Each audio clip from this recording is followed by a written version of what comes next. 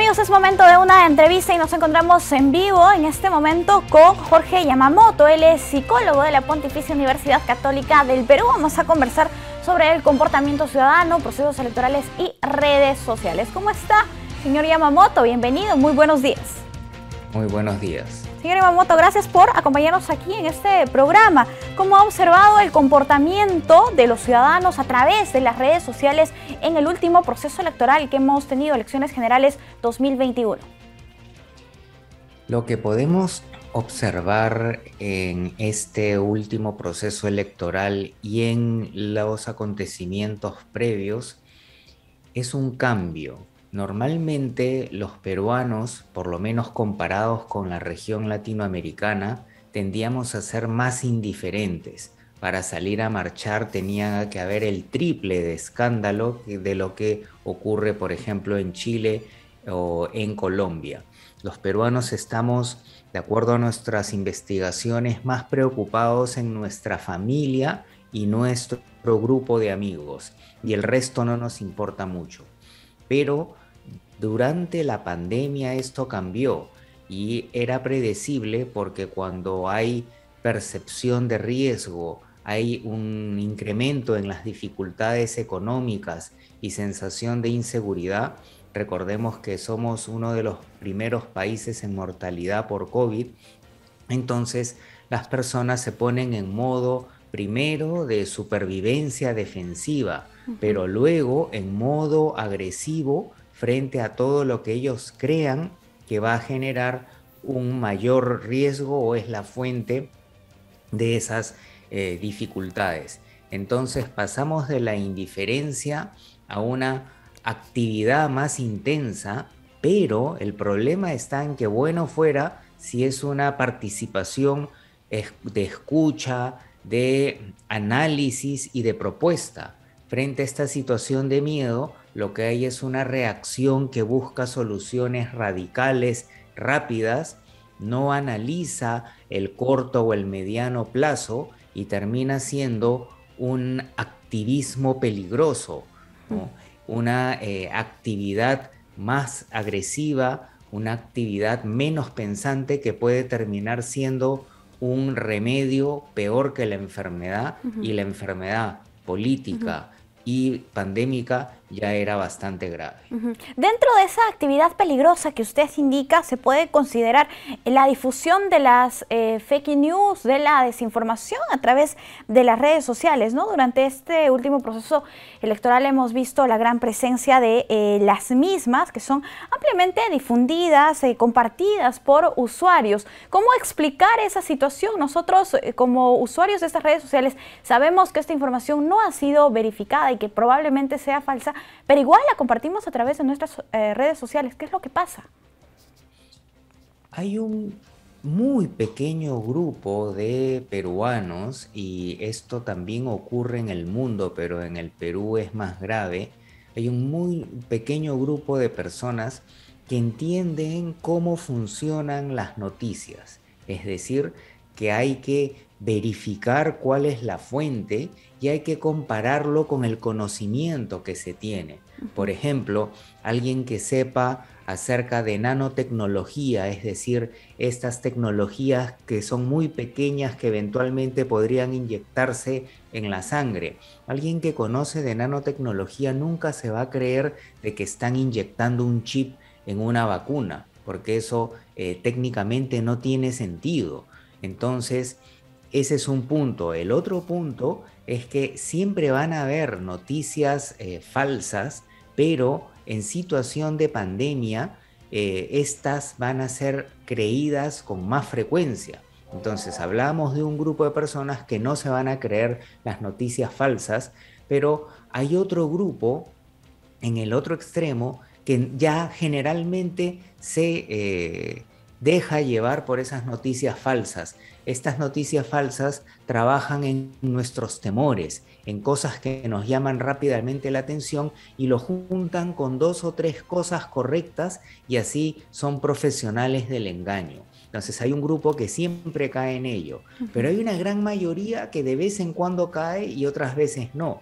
esa gran mayoría aumenta en condiciones de miedo, en condiciones, por ejemplo, de pandemia y de inestabilidad política. Entonces aquí lo que falta es entrenar a la población en estos procesos de filtraje de la información. Y no basta decir, miren las fuentes confiables, sino es todo un proceso que debe iniciar en la educación secundaria, por no decir primaria, y debe continuar a través de los medios de comunicación, a través de procesos de atención consciente y de información para poder tener una buena crítica. Así como sumar y restar, es sumamente importante filtrar adecuadamente las noticias. Bien, perfecto. ¿Cómo podemos educarnos en todo caso? Usted dice desde el colegio, es necesario que se incluya en la currícula y ya cómo manejarnos a través de las redes sociales, desde la familia, de repente cómo les enseñamos a nuestros niños, a nuestros adolescentes a manejarse a través de estos espacios que son diferentes a la realidad finalmente. Exactamente, hay dos cosas, una es la información y otra cosa es el razonamiento. La enseñanza del razonamiento y el análisis está en una profunda crisis en nuestro país. Un importante número de estudiantes llega y termina la universidad sin haber desarrollado el razonamiento analítico, deductivo o inductivo. Entonces eso se puede adquirir durante la adolescencia, que corresponde a la educación secundaria. Pero por otro lado, tenemos que brindar información.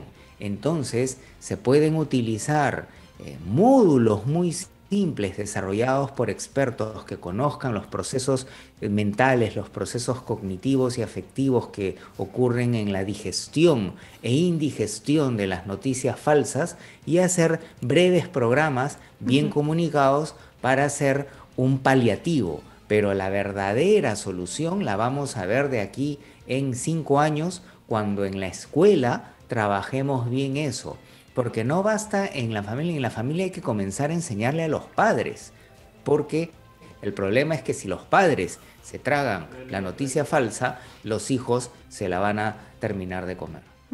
Bien, ¿el comportamiento que tenemos en la vida real es el mismo que tenemos a través de las redes sociales? Definitivamente no.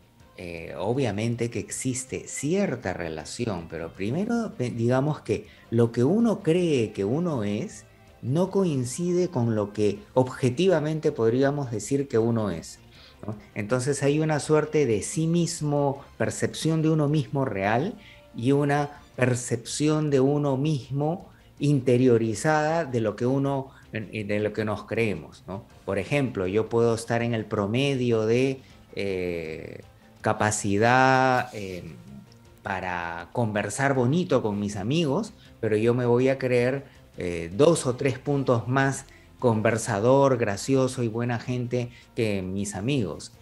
Ahora, en las redes lo que ocurre en general es un proceso de administración y gestión de la imagen.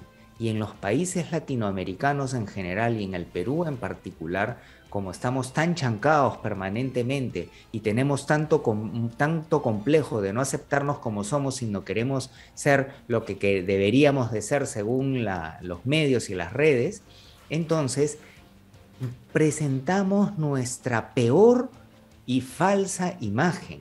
Y eso hace un doble daño a mí mismo, porque la autoestima parte de aceptarme tal como soy, ¿no? Soy misio, pues, pero trabajo duro y salgo adelante y soy honrado, ¿no?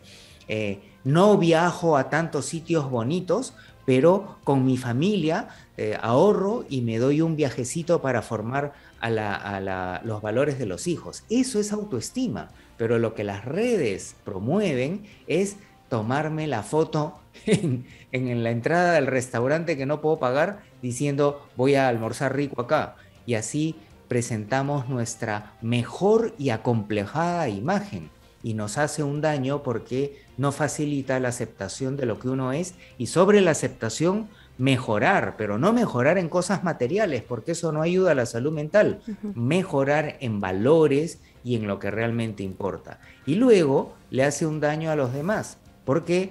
Porque la gente se empieza a sentir menos. Uy, yo no puedo ir a este sitio, uy, yo no puedo hacer tal cosa, y terminamos entrando en un incremento del materialismo y del estatus fintero que se ha comprobado que a la larga reduce el bienestar, aumenta la ansiedad y para las personas que tienen vulnerabilidad puede aumentar la depresión.